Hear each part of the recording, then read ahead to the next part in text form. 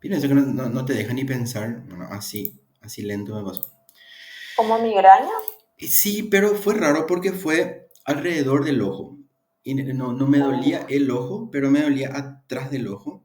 Y era uh, esta parte. Sí. uy, qué horrible. Y me tuve que me ir a consultar porque mi ojo estaba todo rojo. Y me dijo que era por estrés nomás, me dio un calmante y vine y dormí así como 4 horas de corrido por ahí. Pero me hizo Mm, muy bien dormir. Bueno, vamos a comenzar un poquitito con nuestra unidad 2. Em, yo tengo unas...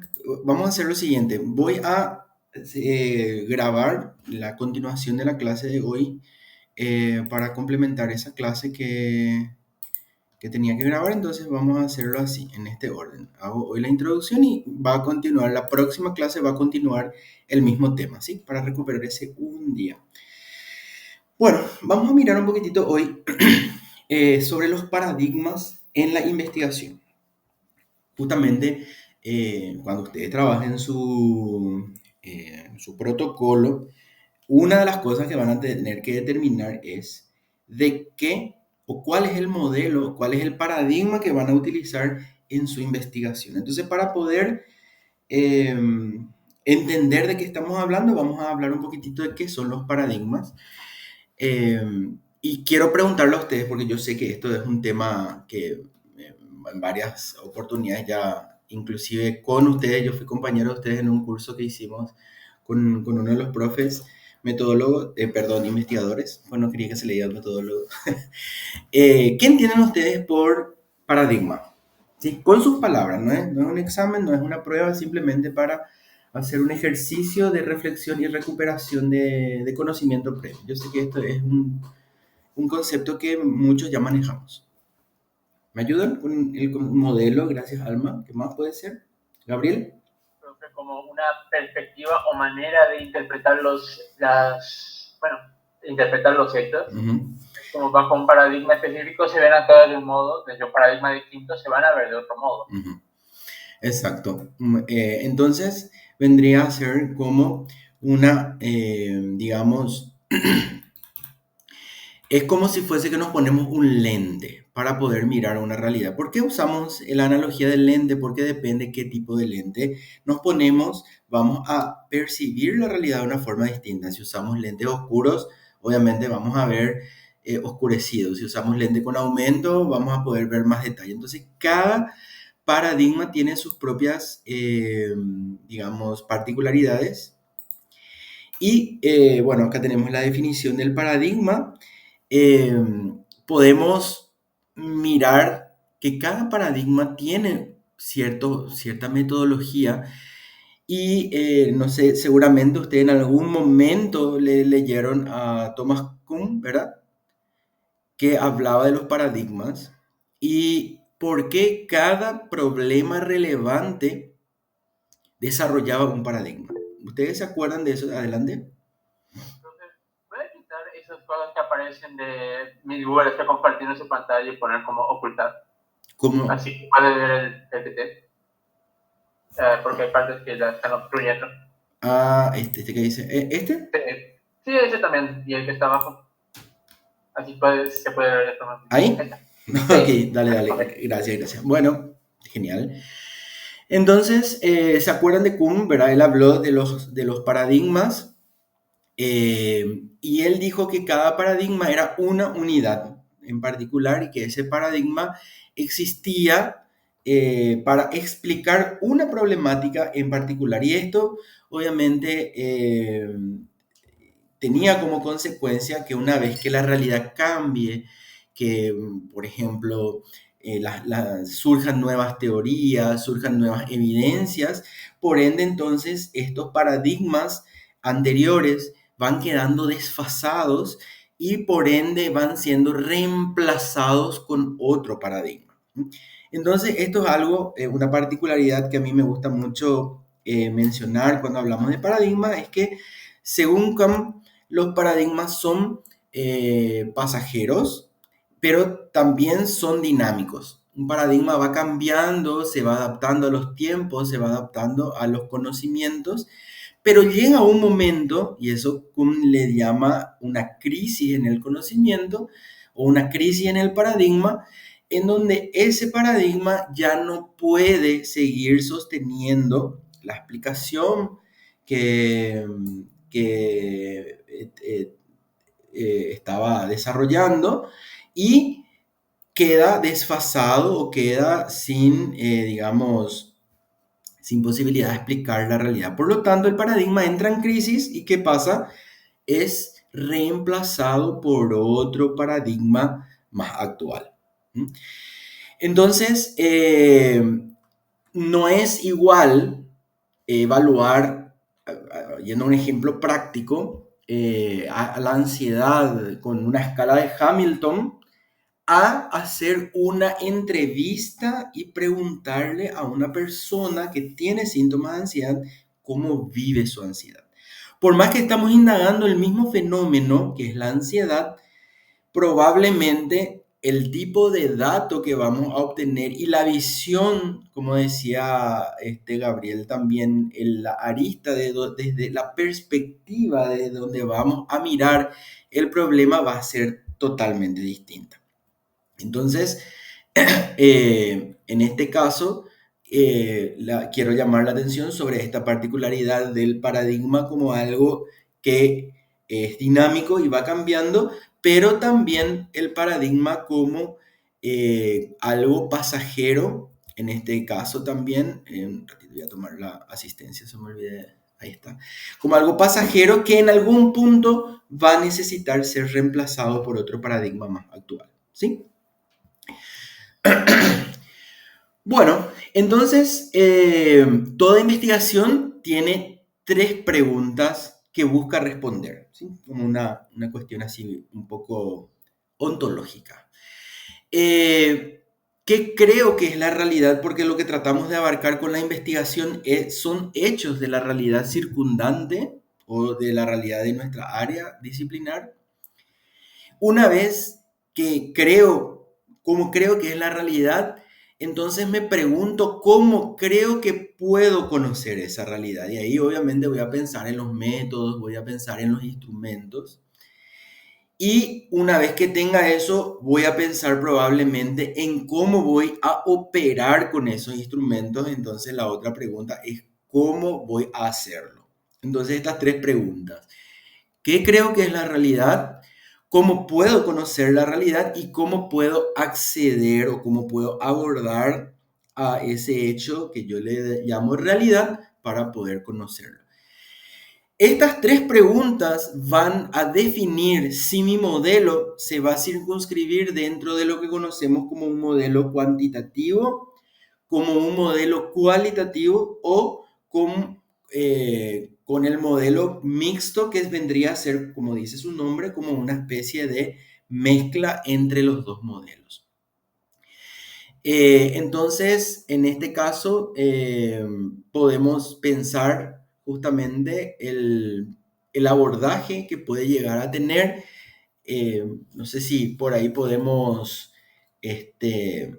pensar cómo pudiésemos abordar un tema desde lo cuantitativo y desde lo cualitativo, un mismo tema. ¿A alguien se le ocurre alguna idea de tema de investigación, la misma temática, pero abordado desde una perspectiva cuantitativa o desde una perspectiva cualitativa? Profe, ahora justo estábamos haciendo una tarea para otra materia de realidad nacional. Sí. Y tenemos que hacer sobre la perspectiva que tienen las personas sobre el acceso a la salud en Paraguay. Uh-huh.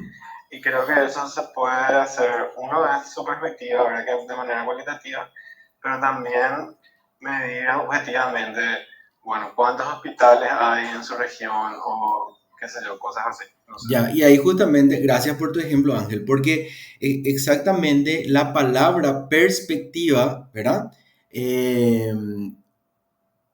Percepción, perdón, es lo que le hace a esta investigación cualitativa, porque lo que vos vas a medir va a ser la percepción de las personas. Sin embargo, hay una forma objetiva de medir cuantitativamente el acceso. O sea, yo también puedo medir el acceso a los servicios de salud y voy a mirar indicadores de, por ejemplo, de cantidad de consultas, indicadores de ahí yo puedo sacar también algunas barreras porque puedo identificar qué áreas geográficas o de qué áreas geográficas son las personas que no están consiguiendo llegar y que tienen barreras de tipo, y ahí puedo estudiar inclusive barreras para determinar si esas barreras por las cuales las personas no acceden son de tipo geográfica o de tipo cultural o de tipo económica. Entonces, fíjense cómo un pequeño concepto va a guiar hacia una perspectiva o hacia la otra el tipo de investigación que vamos a hacer. Me parece súper interesante tu planteamiento. Otro tema que les parece que podamos así comparar, como para poder ir mirando un poco la diferencia entre estos paradigmas. ¿Alguien se le ocurre otra idea?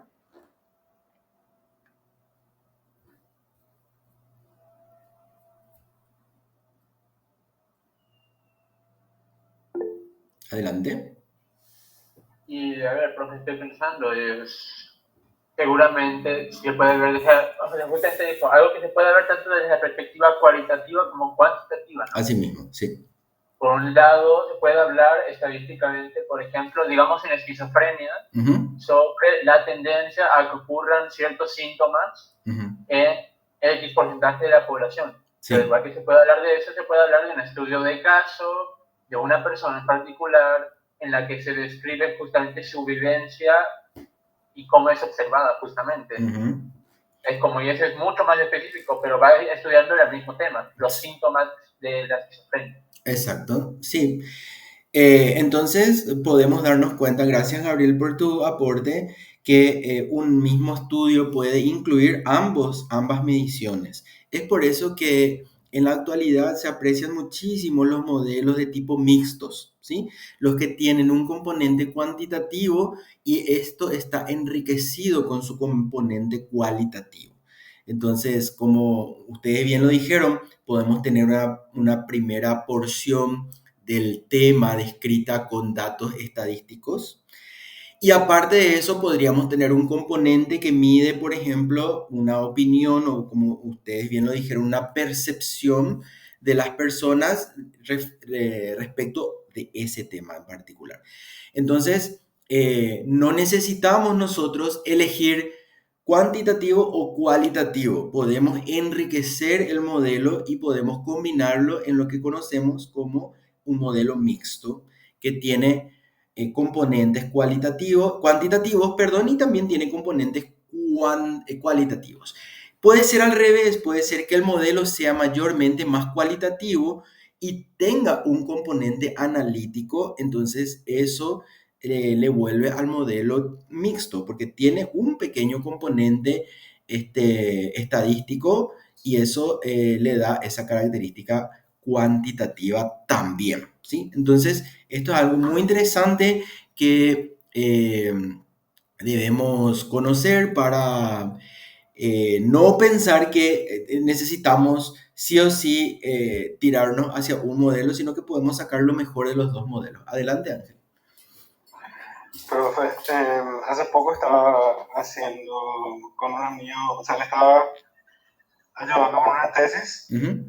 O sea, así, tipo, era una especie mixta también, porque por un lado medía las actitudes que las personas tienen hacia los recicladores, hacia las personas que juntan así latitas en la calle, eso, pues.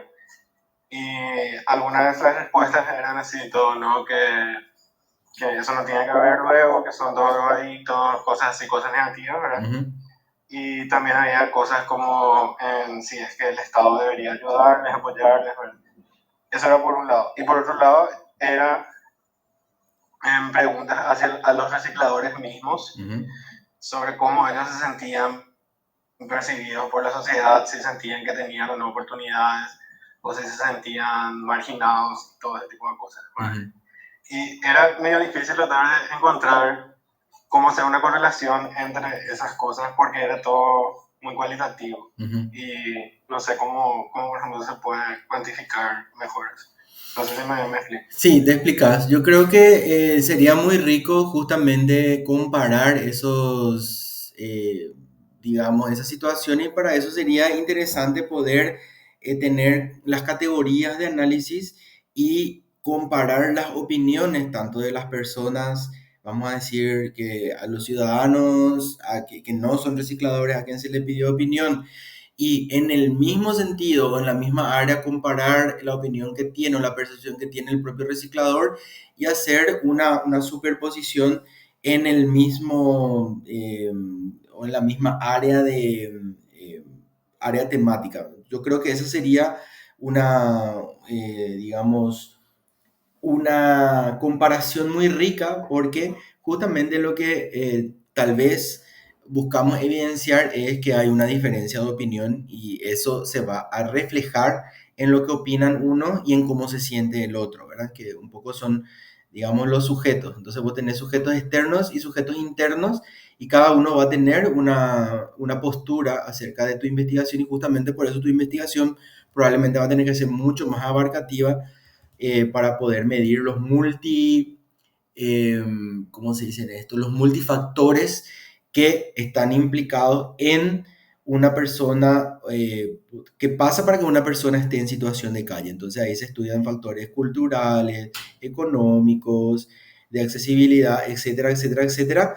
Y a partir de ahí entonces entender ese fenómeno y ahí sí, cuando ya entendés el fenómeno, podés contextualizar desde la persona que dio su opinión y desde cómo se siente la propia persona. Pero siempre hay que partir de un contexto que explica el fenómeno, ¿sí? No podemos directamente ponernos nosotros a tratar de explicar un fenómeno sin primero contextualizar ese fenómeno, ¿ok?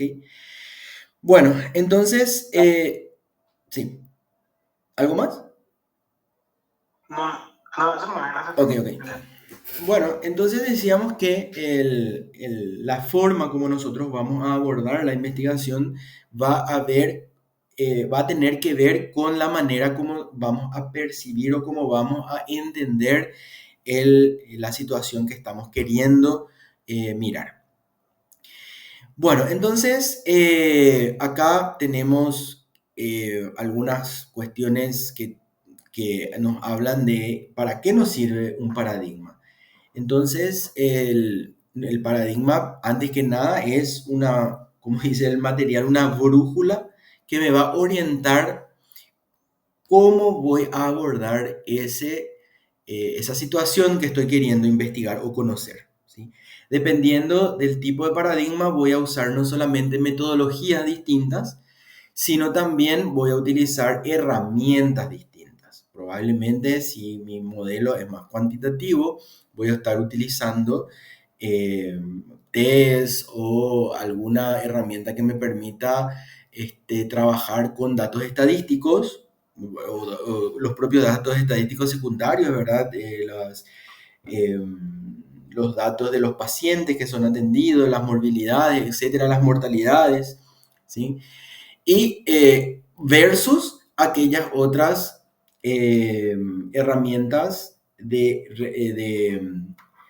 recoger información que tienen que ver con la opinión de las personas, como por ejemplo los grupos, las entrevistas, los grupos tipo focus group, ¿verdad?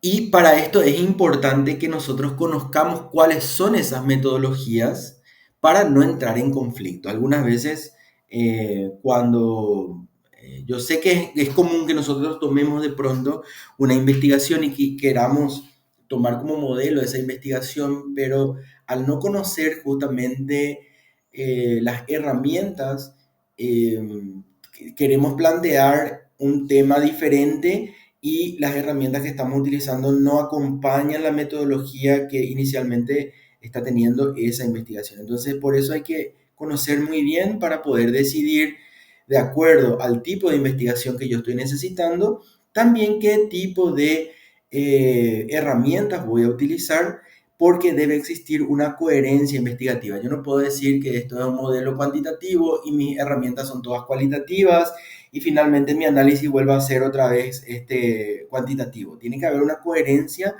en el modelo para que de ese planteamiento coherente pueda surgir un análisis que sea útil. Esta coherencia es justamente una de las características que medimos los metodólogos. Siempre me quedó eso que decía el profesor. ¿Qué es lo que hace el metodólogo? Bueno, y justamente el metodólogo ve que haya esta coherencia, ¿sí? Coherencia entre los componentes de una investigación. Por citarles nomás. Un metodólogo va a ver si es que el título o el tema que está planteado en el título está relacionado con la pregunta de investigación, que esto esté nuevamente relacionado con los objetivos que se plantearon y que los objetivos estén desglosados en las variables y que las variables estén todas contempladas en el marco teórico para poder contextualizar y entender la investigación. Por ejemplo, ¿sí? Este es un análisis muy común que nosotros hacemos cuando vamos a evaluar un protocolo. Acuérdense que el protocolo es el proyecto de investigación en donde todavía no hay un trabajo de campo. Entonces, ¿qué es lo que mide acá el tutor? Justamente que haya una coherencia metodológica de acuerdo al paradigma que el estudiante dice que va a utilizar. Entonces, ahí podemos mirar todo lo que ya les dije. Y además de eso, probablemente vamos a evaluar, como ya tenemos las variables que vamos a utilizar y el cuadro de operacionalización de variables, también en este punto, cuando estamos evaluando un protocolo, se supone que debe ya haberse establecido qué instrumento se va a estar utilizando y el instrumento tiene que justamente estar totalmente relacionado con las variables mencionadas y tiene que poder recabar los datos de esas variables. Por eso yo le decía en uno de nuestros encuentros presenciales, ojo con los instrumentos que utilizan. Porque algunas veces decimos, bueno, yo quiero utilizar este porque yo ya sé que este está todo validado y voy a usar así. Y uso el instrumento y como yo usé nomás el instrumento porque alguien también usó, agarro y pongo en mi reporte de resultados de ciertas variables que medí porque estaba en el instrumento, pero que no tienen nada que ver con los objetivos de mi investigación. ¿Y por qué les digo ojo con eso? Porque si ustedes reportan en la sección de resultados un resultado que no tiene nada que ver con ninguno de los objetivos que se plantearon, un miembro de la mesa les puede decir, ¿me podés explicar por qué me diste esa variable? Y ustedes no le pueden decir por qué esa variable está evaluada en el instrumento que yo utilicé, ¿verdad? Porque se supone que una parte de la actividad del investigador también es adaptar el cuestionario de acuerdo a la investigación que se va a realizar. Por eso es muy importante, se suele utilizar cuando, por ejemplo, ya se tienen, por decir, siguiendo el ejemplo que estoy dando ahora, un cuestionario que ya está validado, se hace primero una prueba piloto para ver si realmente la gente entiende. Sobre todo esto es muy importante cuando el cuestionario fue desarrollado en otro país. Entonces nosotros tenemos que hacer una prueba piloto para ver si las personas entienden lo que se les está preguntando y para verificar realmente que cada uno de los reactivos de nuestro instrumento o de nuestra prueba está midiendo el fenómeno que nosotros decimos que estamos midiendo. Entonces esta prueba de validación es muy importante cuando estamos trabajando con instrumentos que ya fueron validados.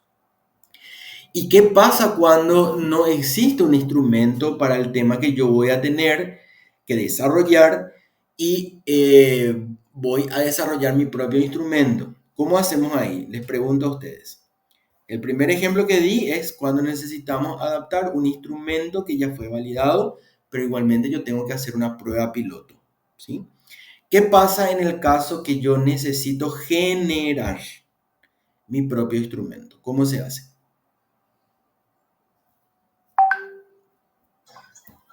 Y ahí es con expertos, tengo que validar un constructor. Exactamente. Se llama la validación por juicio de expertos. Lo que yo hago es mandar mi instrumento con los objetivos a expertos en el área y les pregunto si les parece pertinente o si hay algo que cambiar. Acá háganme recordar, les voy a mostrar en clase una matriz de validación de expertos, ¿sí? En ese sentido, entonces, podemos poner ítem por ítem y le damos la posibilidad al experto que nos diga si el ítem 1 hace cambios, sugiere cambios o no sugiere cambios o elimina, por ejemplo. Generalmente 3 opciones se le da para que el experto, una vez que lea cada una de las preguntas, te diga si considera pertinente o si sugiere algún cambio y puede ya decirte qué se puede cambiar, o en algunos casos también se le pone la casilla de eliminar porque tal vez considera que eso no está adecuado. Estas opiniones que generalmente tienen que ser impares, cuando trabajamos con jueces siempre tienen que ser impares para poder desempatar una situación. En el caso que haya empate, tendría que ser, por ejemplo, entre 3 a 5 expertos, y después se conglomera todo en una matriz donde se cargan absolutamente todas las opiniones de los expertos, y esa matriz se entrega junto con el protocolo como una evidencia de que el instrumento fue validado. ¿Mm? Entonces, esto es muy importante porque generalmente nosotros necesitamos gestionar o necesitamos construir nuestro propio instrumento y a veces nos olvidamos de este paso tan importante o directamente ponemos nomás y decimos, sí, yo le entregué a experto, pero no ponemos la evidencia. Nosotros tenemos que entregar la evidencia de que esa matriz fue, ese instrumento fue revisado y fue, digamos, validado por personas, digamos, especialistas en el área. Tampoco es entregarla a cualquier persona, sino a personas que están versadas o entienden en un área en particular. Bueno, conocer este paradigma hace que yo plantee de una manera o de otra digamos, el problema. Esto es importante entonces ya determinarlo desde antes del inicio de la investigación. Y un modelo, un paradigma me va a garantizar que tenga una estructura lógica. ¿Qué es lo que falta cuando no hay esa lógica? Esto es algo que suele pasar también. ¿O dónde afecta a la investigación cuando no seguimos una ruta lógica? ¿Para qué nosotros hacemos? Esto también fue un ejemplo que yo les puse. A veces no le damos importancia al protocolo y decimos, "No, voy a entregar nomás el protocolo total, protocolo nomás ni es, ¿verdad?" Pero ¿qué pasa? Que justamente cuando no trabajamos bien, cuando no delineamos bien, cuando no planificamos correctamente dentro de nuestro protocolo, empezamos a tener problemas en el momento en que vamos a aplicar el trabajo de campo. Entonces, por eso, una de las consecuencias que podemos tener es una estructura metodológica accidentada, que mezcla muchos modelos, muchas herramientas, y algunas herramientas no son compatibles o no pueden dar salida a algunas situaciones. Otra cosa que nos puede pasar si es que no seguimos un paradigma o un modelo coherente es que utilicemos un instrumento de recolección de datos que no tiene que ver con las variables que yo estoy buscando recolectar. Entonces, esto también suele ser un error bastante común cuando no planificamos de forma adecuada y sobre todo no evaluamos si es que realmente ese instrumento es un instrumento que me va a ayudar a hacer lo que yo necesito. Un ratito voy a mirar un poco cómo está y yo tengo problemas justamente con el tema del audio, a veces no sale bien, entonces por eso me cierro con esta aplicación que su versión gratuita me permite 30 minutos de grabado. Bueno, entonces otra cosa que puede ocurrir, y sobre todo cuando perdemos el hilo de la ruta metodológica, es que empezamos a dar resultados, o peor aún, sugerimos conclusiones que no están atadas a nuestros objetivos. Y por eso tanto yo les insisto a ustedes de que trabajen siempre por objetivos. Siempre mi recomendación es eso, analicen el documento por objetivos para que no quede ninguna variable huérfana y para que no quede ningún objetivo sin responder. Este es un punto muy interesante, muy importante a la hora de defender un trabajo. No dejar ninguna variable huérfana o suelta. Bueno, vamos a mirar un poco algunos pilares filosóficos de los paradigmas. Uno es justamente el pilar ontológico o el pilar temático que me dice cómo puedo yo entender o qué es el fenómeno que estoy buscando entender. A esto le digo yo el área ontológica, o está expresada como la teoría que aborda esa situación que yo quiero entender, ¿sí? En este caso, entonces respondería a la pregunta, ¿qué es la realidad que yo estoy necesitando conocer? Entonces, por un lado, la ontología está ligada a los hechos del fenómeno. Luego tenemos la manera como se conoce, que obviamente ustedes seguramente ya lo dieron también en epistemología, y justamente es cómo se estudia ese fenómeno que estoy queriendo entender. Entonces, aquí la pregunta que se hace el investigador sería, ¿cómo puedo conocer esa realidad? ¿Sí? En ontología es cuál es la realidad que quiero conocer, y en epistemología sería cómo puedo conocer esa realidad. Y luego viene la parte de aplicar o de abordar, y ahí entra la metodología, que es justamente el mapa que me va a decir cómo voy a hacer eso, cómo voy a explorar el entorno, cómo voy a verificar que un dato es válido y otro dato no es válido, cómo voy a seleccionar con qué individuos voy a trabajar, cuáles son los individuos que van a estar dentro de mi muestra, cómo voy a conformar la muestra, cómo voy a tomar los datos. Todo eso está dentro de lo que se conoce como la metodología. Entonces, fíjense que estos tres pilares guían el modelo epistemológico que el paradigma que voy a utilizar para mi investigación. Es importante entender que necesitamos elegir muy bien el paradigma que vamos a utilizar para poder abordar un problema. Cada problema tiene un paradigma recomendado y depende mucho también del tipo de análisis que yo estoy queriendo dar, del aporte científico que estoy queriendo dejar como legado, y por supuesto también del área en la que yo me estoy especializando, en este caso de psicología clínica. Entonces obviamente va a depender muchísimo de qué es la intención, cuál es el objetivo de la investigación para que ustedes elijan una u otra, otro paradigma. Me van atajando nomás si es que hay cosas que quieran comentar, ¿sí? Vamos a mirar un poco entonces esta diferencia entre el paradigma positivista y pospositivista.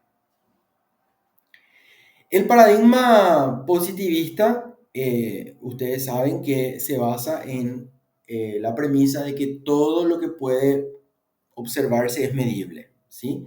Entonces, este paradigma busca explicar, predecir, controlar. Es dominante en ensayos clínicos, por ejemplo.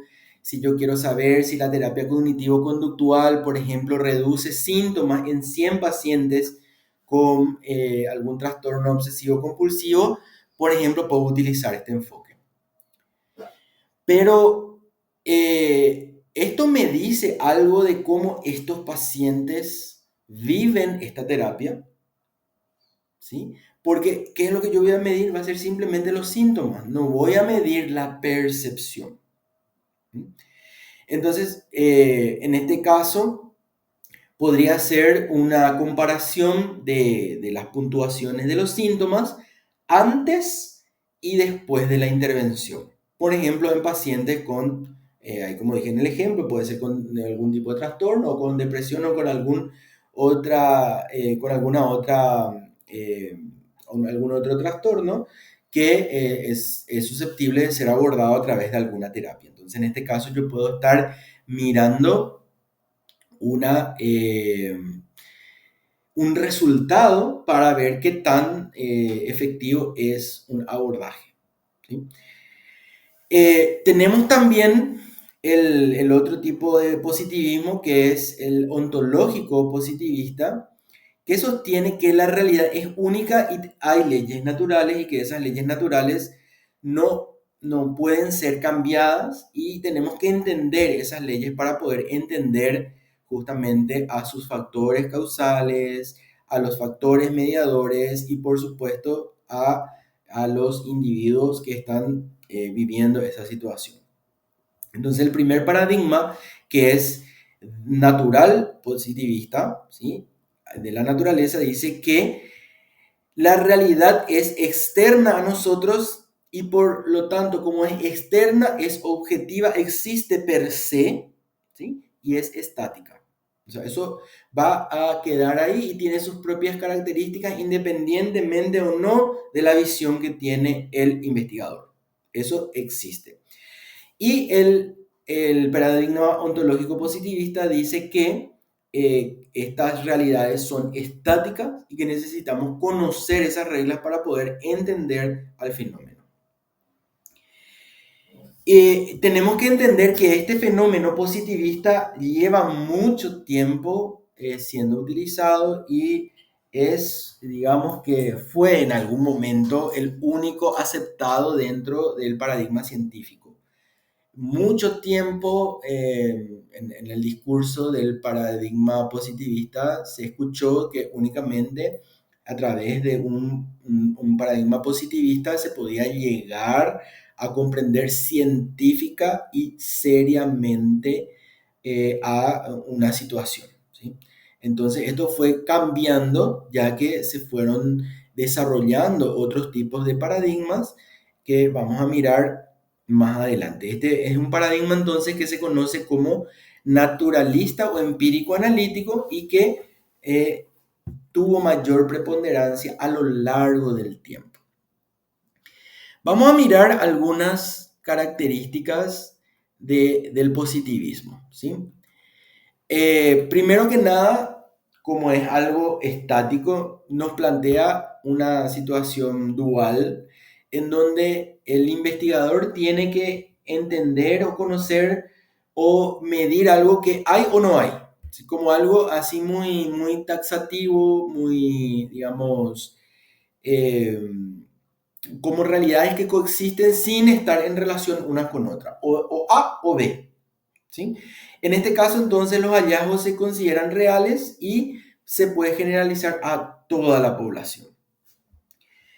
También utiliza una metodología deductiva que busca, ante todo, la verificación de ciertas hipótesis basadas en teorías que se desarrollaron previamente. Por eso siempre decimos que el conocimiento científico va creciendo en relación a descubrimientos previos, a situaciones que anteriormente sirven de base como unos ladrillos que se van apilando unos sobre otros, y por eso siempre vamos a tener que, cuando hablamos de investigación científica, retrotraernos a otras investigaciones que estudiaron similarmente el fenómeno y que muestran una manera de entender, y a partir de ahí nosotros podemos construir nuestro nuevo aporte, pero siempre en relación a esas teorías. Por lo tanto, este modelo busca siempre la verificación de una hipótesis, generalmente a través de la medición numérica y análisis estadístico. Por eso está muy relacionado con un modelo, digamos, con el modelo cuantitativo, ¿sí? Los resultados, entonces, van a interpretarse siempre en función a la hipótesis que se planteó. Entonces, para que aquí el dato sea realmente un dato que nos sirva, decimos que este dato tiene que ser confiable y válido, o sea que los instrumentos puedan medir realmente aquellos fenómenos que dicen que están midiendo. Es por eso que ustedes seguramente ya ¿cómo que se llama esto? Estadística, ¿verdad? Estadística aplicada, ya dieron los conceptos de validez de constructo y validez, ¿cuál era la otra? Validez de constructo y validez de, no me está viniendo a la cabeza, pero eran dos pruebas de validez que teníamos que hacer a los test para que eso pueda ser utilizado y que pueda ser realmente tenido en cuenta como para que los resultados puedan ser extrapolados a otras, a toda la población que se está estudiando. Validez, uno era fiabilidad y otro era validez. Uno era validez de constructo y el otro no recuerdo, de contenido. Era validez de contenido. De contenido. Y validez de... Ahí está, sí, de contenido. Exactamente, Gabriel, gracias. Los dos tipos de validez que se tienen que medir en un test antes de su aplicación, ¿sí? Bueno, después tenemos como este paradigma, ¿verdad? Fue insuficiente porque empezaron a haber otras situaciones que no podían ser explicadas por el paradigma positivista. Entonces viene el modelo postpositivista.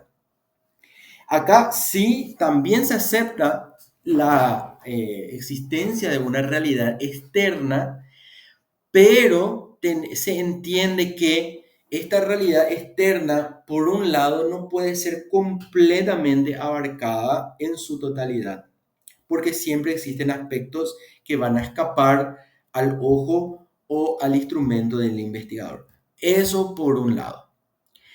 Y por otro lado, también entender de que hay aspectos que interactúan entre sí, no como algo o blanco o negro, sino que existen matices porque hay una interacción entre los elementos de las situaciones que estoy tratando de entender. Entonces, se acepta la realidad como algo externo, pero se acepta la incapacidad de abarcarlo todo. Por ende, por eso dice acá, los resultados de las investigaciones se consideran probablemente verdaderos.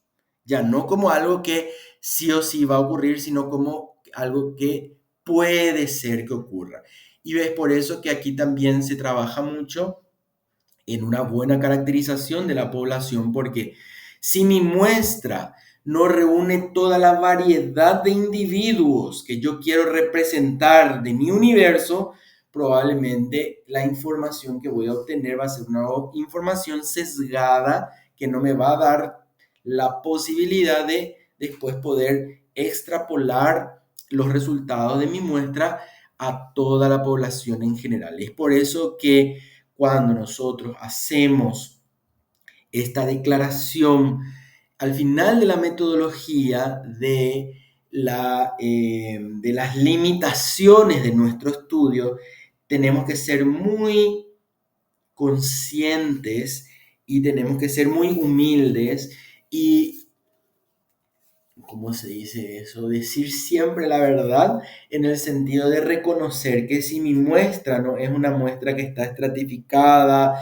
y que es una muestra que fue construida a partir de el azar y que previó todas las características poblacionales, entonces yo digo, bueno, como mi muestra, por darle un ejemplo, no fue una muestra estratificada y no tuvo en cuenta el azar para la conformación de los grupos de encuesta, entonces digo yo, una de las limitaciones de mi estudio es que mis resultados no pueden ser extrapolables a otra población que no sea mi población de estudio.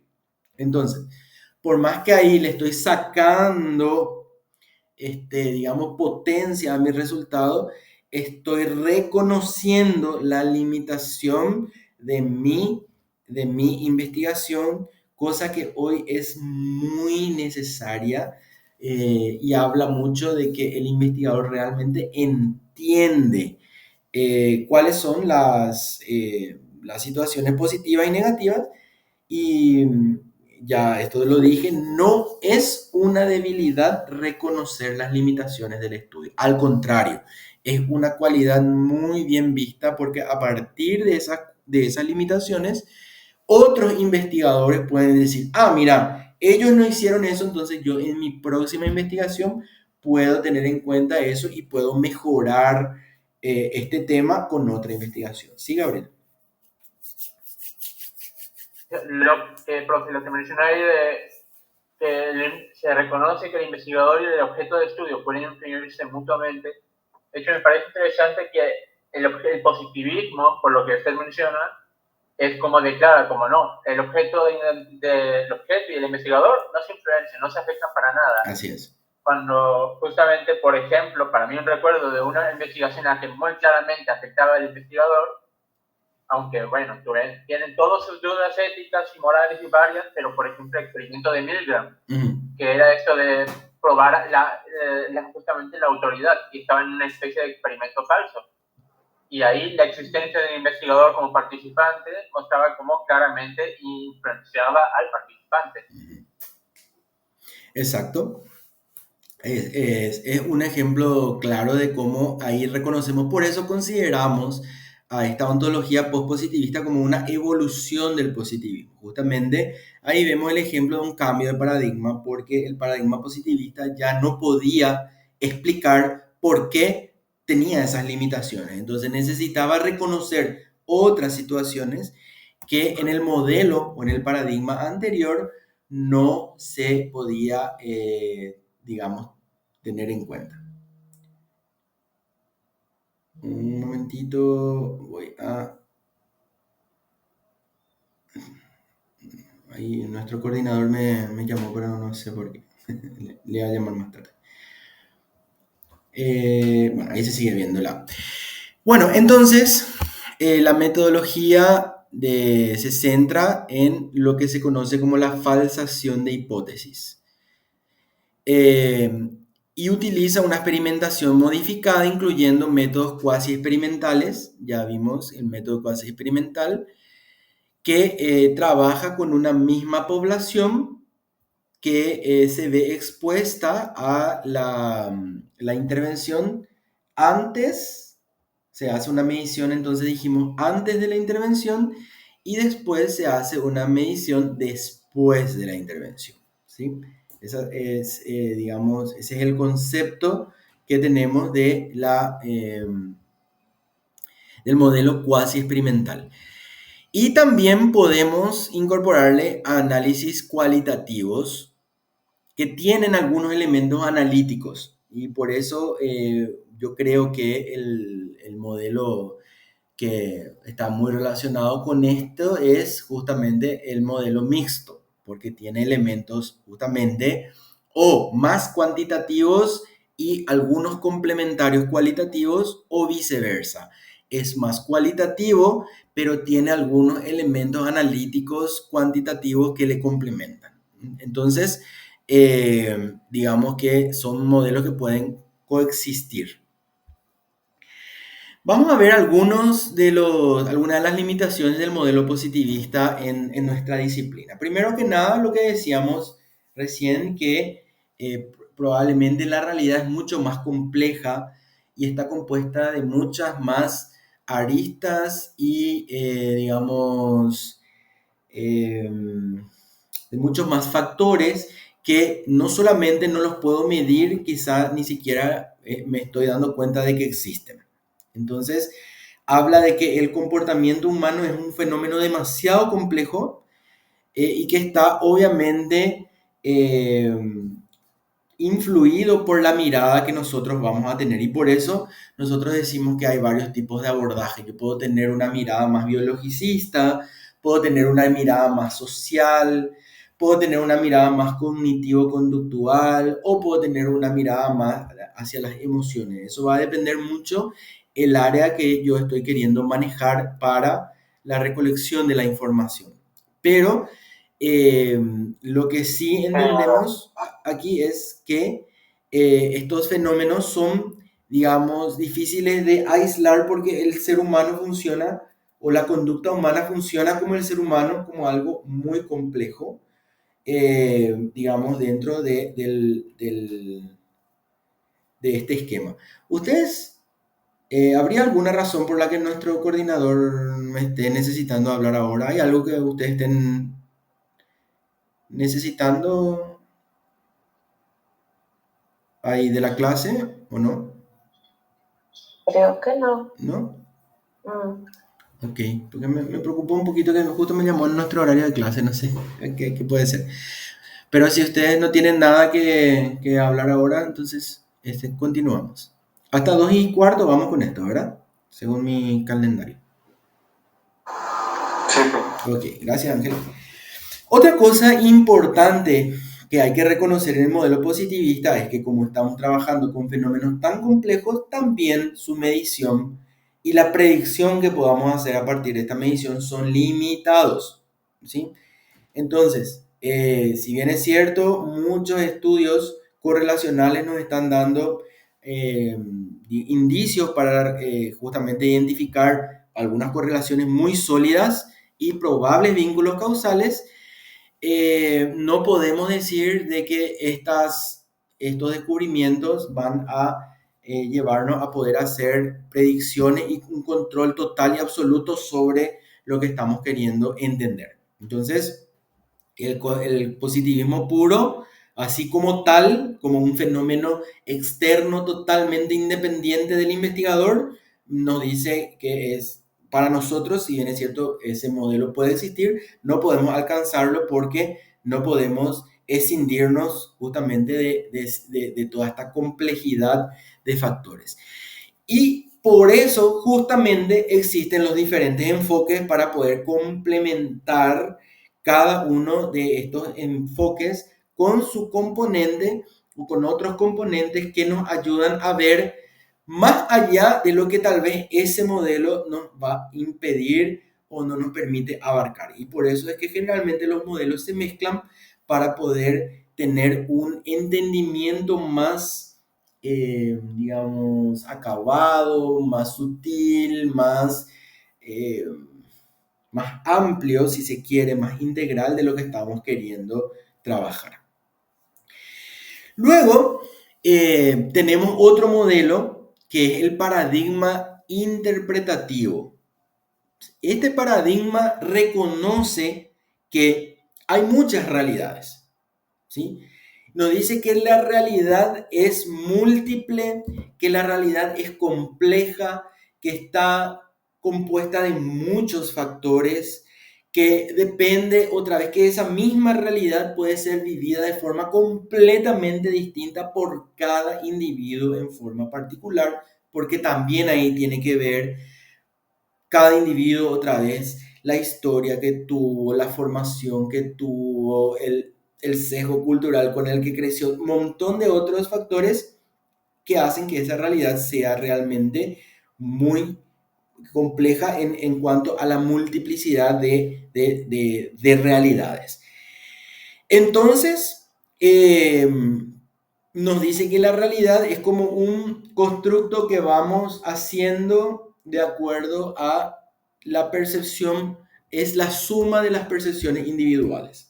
Cada uno de nosotros vive esa situación de forma completamente distinta y que la va proyectando como su realidad y cada uno de nosotros aporta para la construcción de esa realidad.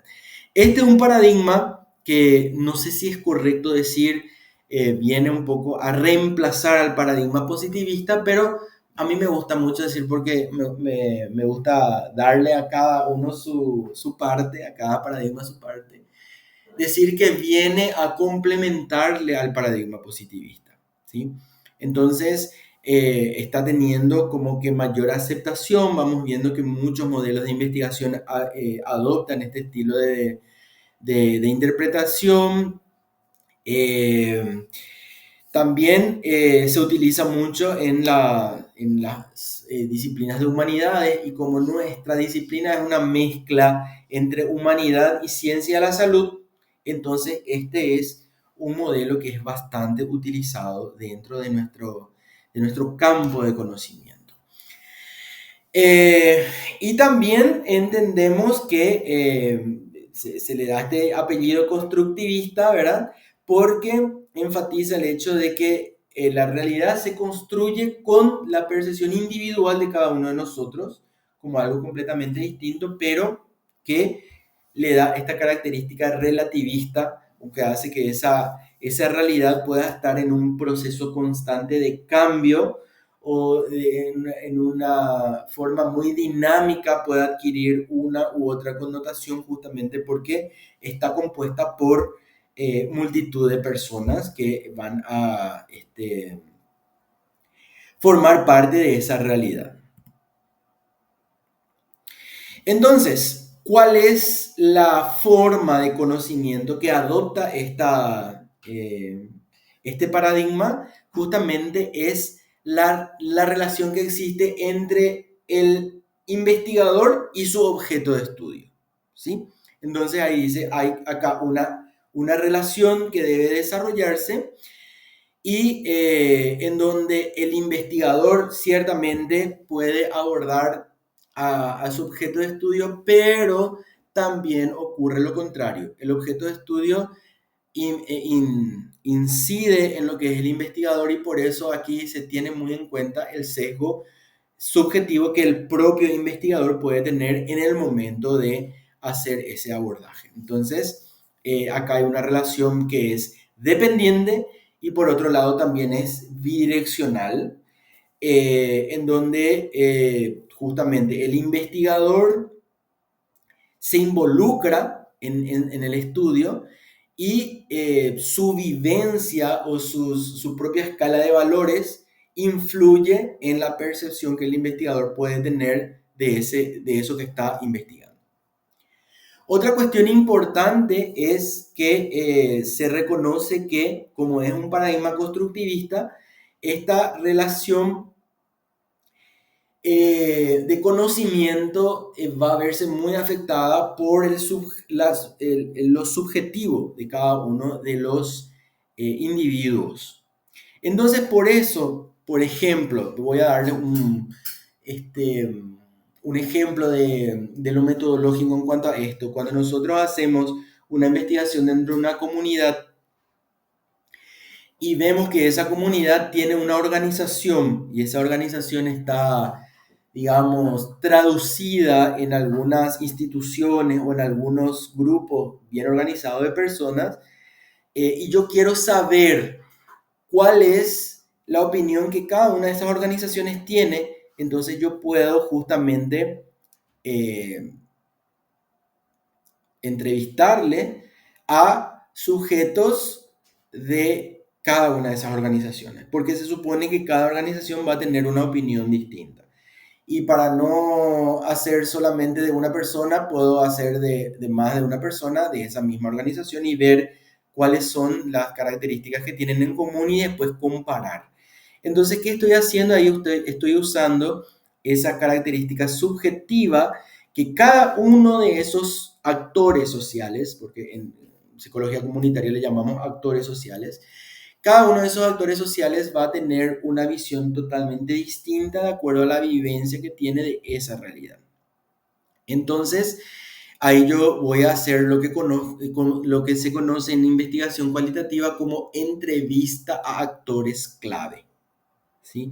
Entonces, en vez de hacer una encuesta masiva, lo que yo voy a buscar es identificar actores clave de la sociedad, que pueden ser líderes comunitarios, pueden ser autoridades, pueden ser personas representantes de cada institución o área que yo quiero mirar, y a partir de ahí entonces leer desde su óptica cuál es la percepción que está teniendo cada una de esas instituciones con sus representantes. Como no puedo entrevistarle a las instituciones, le entrevisto a las personas que forman parte de ese colectivo. No sé si me explico. Entonces, aquí yo voy a ver la complejidad de un fenómeno, ¿verdad? Me gustaría saber porque me parece que me complicó un poquitito en el ejemplo, pero quiero saber si llegaron a interpretar.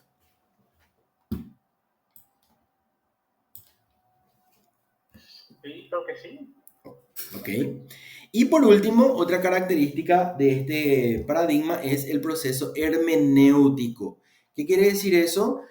Es una metodología que me lleva a analizar los datos que voy obteniendo y a partir de ahí busco o trato de interpretarlos para encontrar significados de acuerdo a la percepción de las personas y de sus experiencias. ¿Sí? Entonces, el proceso hermenéutico analiza los datos recabados a la luz de la percepción subjetiva. Entonces, fíjense cómo acá estamos mirando elementos que van de la mano con lo subjetivo. Entonces, digamos, el paradigma positivista apuntaba muy hacia lo objetivo, el paradigma que vimos ahora, el constructivista, apunta a lo subjetivo, como en ambos entonces se complementan para enriquecer el entendimiento que podemos tener de un fenómeno. ¿Cuáles son algunas características del proceso, del paradigma interpretativo? Entonces nos permite tener una comprensión más profunda de un fenómeno, por eso se utiliza mucho en las investigaciones, sobre todo exploratorias, cuando estamos, como dice su nombre, explorando un fenómeno que todavía no conocemos. Requiere un diseño bastante flexible y vamos a ver que este tipo de investigaciones van a ir modificándose en la medida que vayan trayéndose a colación nuevos conceptos, nuevos resultados, y eso hace que yo tenga que ir modificando, por ejemplo, también los marcos conceptuales para poder ir siempre contextualizando y poder continuar entendiendo el fenómeno. Y se caracteriza generalmente por tener muestras más pequeñas.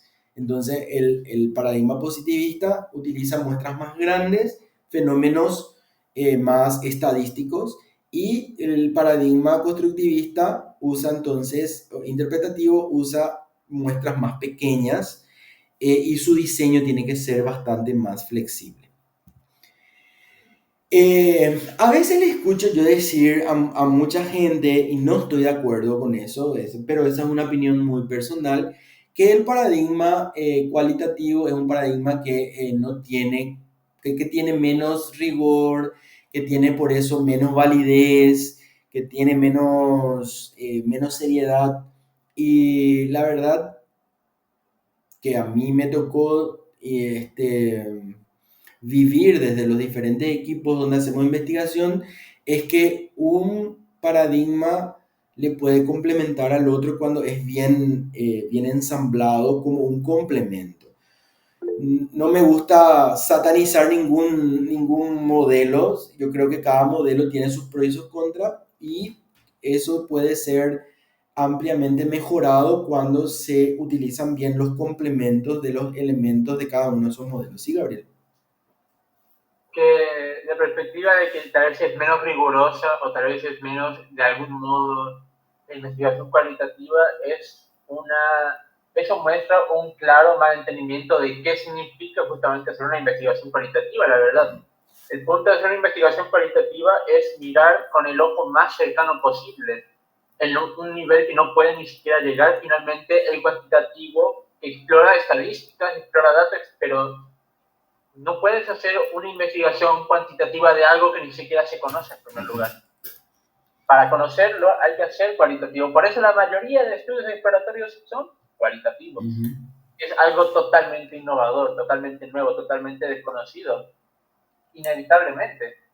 Simplemente cumple un rol distinto a lo cuantitativo. Sí. Ya está. Sí, y a veces lo complementa. Muchísimas gracias. Aquí, por ejemplo, no sé, se me ocurre una idea. Por ejemplo, con este modelo nosotros tratamos de entender algo, no de predecir. ¿Sí? Con el otro sí es más probable, como manejamos mayor cantidad de datos, que tengamos mayor posibilidad de establecer eh, ciertos análisis predictivos, pero acá tratamos de entender. Por eso que yo le decía inclusive que se usa bastante en modelos en donde vamos a abordar un tema que es muy nuevo, que todavía no se conoce. Entonces, en ese sentido, por ejemplo, lo que nosotros buscamos es entender el mundo del otro, ¿sí? Mirar desde su perspectiva, entender desde su experiencia. Entonces yo me puedo preguntar cómo vive alguien con esquizofrenia su día a día, desde lo cualitativo, desde su experiencia de vida. Yo me puedo preguntar qué significa escuchar voces, cómo vive eso, qué hace cuando escucha voces, interactúa o no con sus voces, cómo ubica esa percepción dentro de su día a día, ¿sí? Este enfoque entonces busca entender un sentido y no buscar promedios que tratan de explicar una hipótesis o no, ¿sí? Entonces, no sé, tal vez otro ejemplo podría ser un estudio fenomenológico con pacientes con trastornos alimentarios, por ejemplo, ¿sí? Algo que me va a dar un indicio desde la perspectiva del sujeto que es objeto de mi estudio, ¿sí? Ese sujeto es objeto de mi estudio.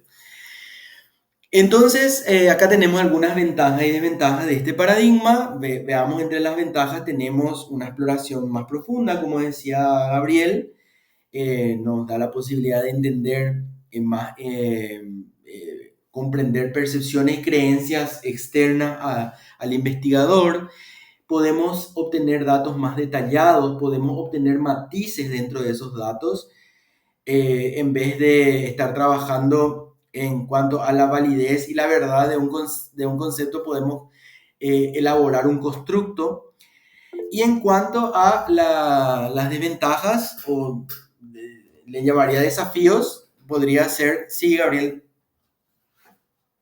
Que, por ejemplo, algo que se puede hacer en el estudio cualitativo justamente es hablar con profesionales realmente y poner en voz lo que ellos te dicen. Por ejemplo, si uno quiere investigar sobre digamos, no sé, un autor de música muy famoso y justamente busca las fuentes más confiables que conocen toda la historia para después plasmarlo. O, por ejemplo, si se quiere ver el detalle de las diferencias culturales que hay entre distintos sectores y después eso se puede hacer cuantitativamente posteriormente para decir, esta es la forma tangible en la que ocurren estas diferencias que encontramos previamente. Exacto, lo que decíamos, acá estamos usando un paradigma como complemento del otro, no como su antagónico o su oeste, sino que utilizamos para complementar justamente entender la misma realidad desde una perspectiva distinta. ¿Cuáles son los desafíos de este paradigma? Bueno, justamente que hay se discuten la validez de ciertos criterios nuevos que van saliendo porque son generalmente percepciones nuevas que se van teniendo. Hay mucha dificultad para generalizar los hallazgos, pues lo que decíamos a veces cuando trabajamos con una población que no es representativa, va a quedar esas características para esa población en particular. Hay necesidad de criterios de rigor alternativos y necesitamos priorizar en profundidad si queremos hacer una generalización. Y ahí probablemente vamos a recurrir a lo que decía Gabriel, probablemente vamos a recurrir a un complemento metodológico positivista que nos ayude a tener mayor rigor estadístico y eso nos ayude a poder hacer esta generalización más amplia. Entonces, es importante entender que el modelo cualitativo tiene, en base a estas ventajas y desventajas, tiene sus criterios que tenemos que entender muy bien antes de saber si es el modelo que realmente nosotros queremos utilizar. pero sobre todo yo que vengo del modelo más cualitativo, les insto a no pensar que el modelo cuantitativo está por encima del modelo cualitativo porque eh, realmente se complementan. Hasta donde yo entiendo se complementan y uno entiende más, eh, analiza mejor y puede potenciar más ese legado desde su investigación cuando utiliza los dos modelos como complementos. Luego tenemos el paradigma sociocrítico, ¿sí? Este paradigma, más allá de describir, más allá de entender que hay una realidad que yo quiero plasmar, que yo quiero comprender, entonces hace ya un énfasis en la participación del investigador como sujeto y objeto de la investigación, ¿sí? Vale decir entonces, por ejemplo, el investigador se sumerge y es parte del proceso de investigación. ¿Qué pasaría, por ejemplo, si nuestra investigación, aparte de investigar, transforma la realidad? Por ejemplo, seguramente escucharon hablar del modelo de investigación acción participativa, ¿verdad? Este es un paradigma que además de hacer ciencia, también incluye el compromiso social de generar algún cambio social de mejora, ¿sí? Porque el cambio puede ser de empeoramiento también. Entonces, sobre todo en psicología comunitaria y en clínica, aquí podemos trabajar con población vulnerable, ¿sí? Por ejemplo, podemos hacer una investigación, acción participativa con mujeres sobrevivientes a violencia doméstica, ¿sí? En donde el investigador se involucra y se busca también trabajar esa situación problemática al tiempo de entender, pero generando un cambio positivo, ¿sí? Acá hay una intervención y un involucramiento.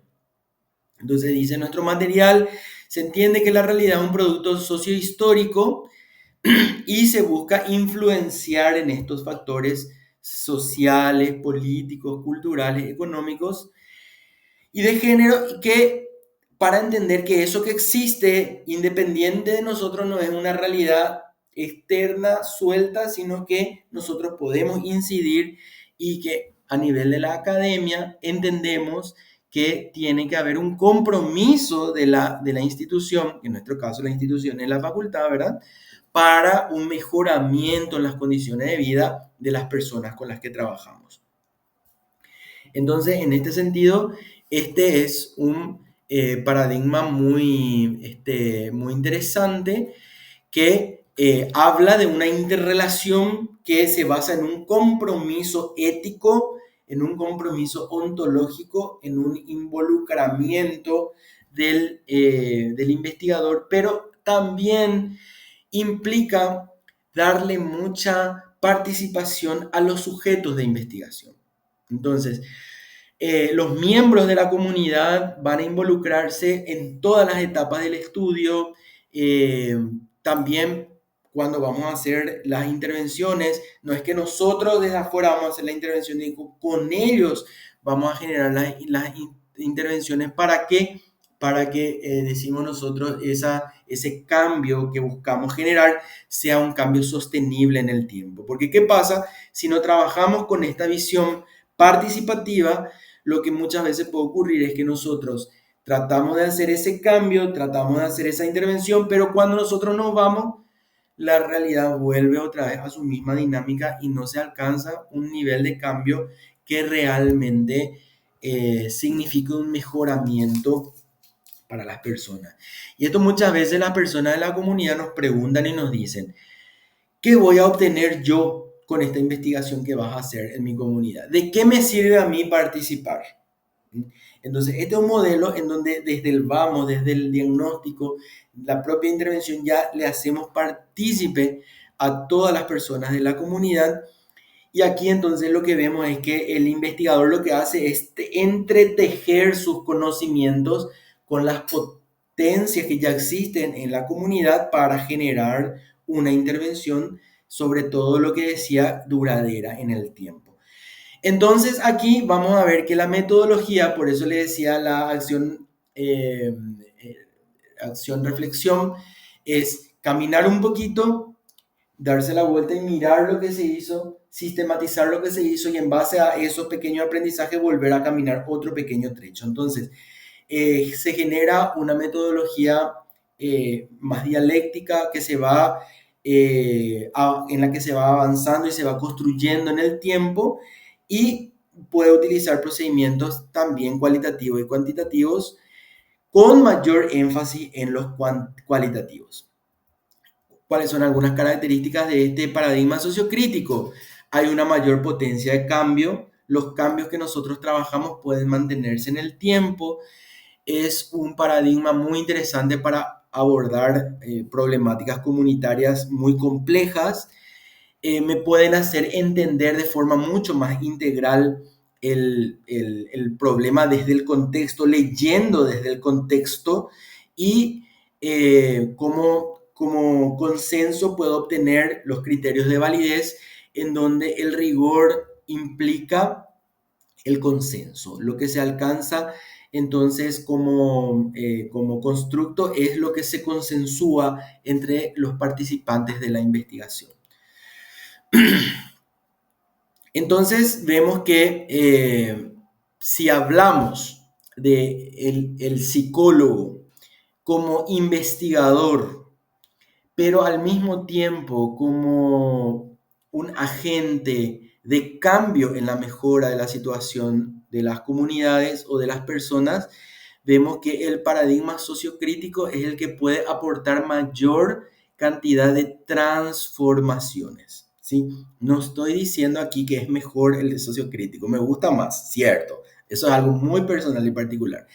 A lo que voy es que si miramos desde la transformación social, podemos hacer mucho más desde el paradigma sociocrítico como algo de cambio en la sociedad.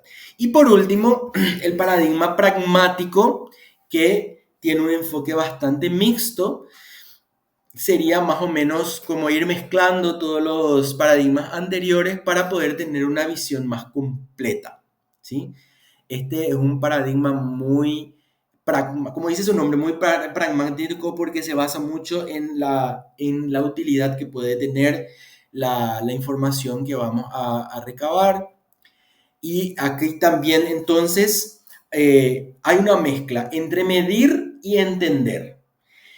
Y midiendo y entendiendo, comprendemos que vamos a poder tener una mejor intervención, entonces podemos combinar el medir y el entender y también nosotros como científicos entender de que no se trata acá de ideologías, sino que de visiones, y que al combinar estas visiones podemos ampliar la eficacia de nuestro abordaje. Entonces, por ejemplo, podemos medir la eficacia de un programa y eso podemos hacerlo cuantitativamente y después podemos también explorar cómo vivieron esas personas que formaron parte de ese programa desde entrevistas. Entonces podemos ver cómo se puede combinar. Entonces, aquí entender de que podemos tener necesitamos entender un enfoque más flexible, una epistemología más flexible. Cada enfoque tiene sus fortalezas. Lo importante es que elijamos el enfoque de acuerdo a la pregunta, no de acuerdo a qué está de moda, sino a la pregunta que yo voy a hacer. Entonces, recordar que la pregunta que nos tiene que guiar es ¿qué quiero saber? Y cómo puedo llegar a conocer eso que quiero saber sin alterar el sentido del fenómeno, ¿sí? Entonces, vemos que este paradigma práctico combina, esto yo les decía, por ejemplo, hoy está muy de moda decir que estamos con un paradigma mixto, ¿verdad? Cual y cuantitativo, que podría ser más cuantitativo que cualitativo, o podría ser más cuantitativo que cualitativo. Entonces, aquí hablamos de que este paradigma pragmático nos puede dar mejores instrumentos para poder entender mejor la situación y su forma de entender el hecho que queremos estudiar acepta que este hecho tiene unas características múltiples y epistemológicamente nos permite combinar modelos. ¿Sí? Esto es lo mejor. Y por supuesto, eso metodológicamente hace que este paradigma enfoque mejor, funcione mejor para poder entender ciertas problemáticas y poder combinar esas herramientas de acuerdo a lo que quiero entender. Entonces, las características principales de este paradigma pragmático, para ir cerrando un poquitito, es que hay como una reconciliación metodológica, porque vemos que todos los métodos son importantes y se pueden combinar, no son opuestas. Lo cualitativo y lo cuantitativo aportan de acuerdo a al tipo de análisis que necesitamos hacer. Podemos tener una multitud de métodos. Un método cuantitativo le puede potenciar a uno cualitativo y uno cualitativo le puede complementar a un método cuantitativo. Y también el conocimiento se valida por la aplicabilidad o la capacidad de resolver problemas. Por eso es que le decimos que es un paradigma pragmático. Y el enfoque práctico, entonces, no rechaza la relevancia de los conceptos filosóficos que vimos al principio, solamente se opone a que un solo tipo de paradigma nos dé la clave de lo que queremos investigar. Entonces, para superar la guerra de los paradigmas, es importante entender, primero que nada, entender muy bien mi pregunta de investigación. El paradigma pragmático facilita la priorización de la pregunta de investigación encima de cualquier postura filosófica.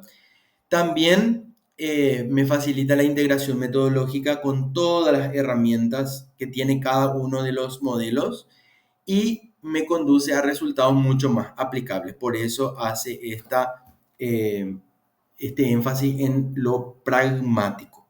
Entonces, este paradigma vendría a ser como una, digamos, solución de de esta guerra que solemos tener y poder entender un poquitito que aquí necesitamos combinar y no separar.